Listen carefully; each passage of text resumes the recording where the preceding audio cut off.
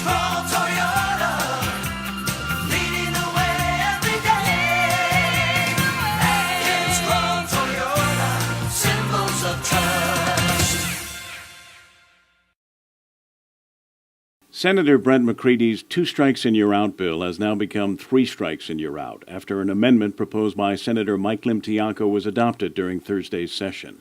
Another amendment proposed by Senator Roy Respicio would require the Attorney General to notify U.S. immigration when any compact citizen had been convicted of a deportable offense. What this amendment does to this bill would say that if any COFA resident is convicted of any deportable offense, it simply requires that the AG notify the U.S. immigration of these individuals and the crimes to which they've been convicted, and then let immigration be the one to move forward and honor the tenets of the Compact Impact. Senator Respicio defended his amendment, arguing that compact immigrants found guilty of felonies are already deportable under the compact agreements, but U.S. immigration, he said, has not acted to deport any of them. If you do 2 strikes, 3 strikes, and you're there for life, we have to recognize what that's going to do to our current population up at the Department of Corrections. And so if we don't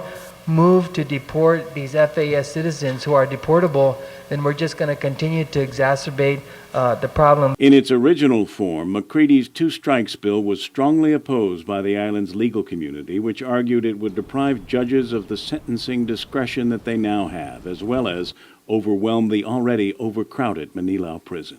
It's absolutely imperative that we get these violent offenders off the street. There is some concern about overcrowding at the prison? Well, you know, the pushback on the overcrowding of the prison and the economic impact, and I've always said this, and I stayed true to my word, is what is the economic impact of the victim?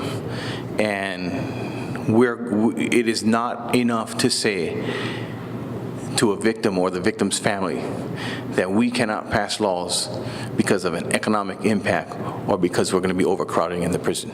A number of high-profile crimes this year has put crime and punishment high on the minds of Guam lawmakers. This afternoon's debate on deporting compact citizens and life for twice-convicted felons comes on the heels of Senator Tony Atta's introduction of a Castle Law bill yesterday. His measure would allow a homeowner the right to use deadly force if threatened by an intruder. With all the incidents that are happening on Guam and everything that is going on, it is becoming like a norm now where home invasion is just predominantly all over the island. So we have to send a message. We need to send a strong message that homeowners, families will now protect themselves in their own home, in their own sanctuary. Senator Atta expects a public hearing next month and hopes it will be considered in the next legislative session. Kevin Kerrigan, PNC News.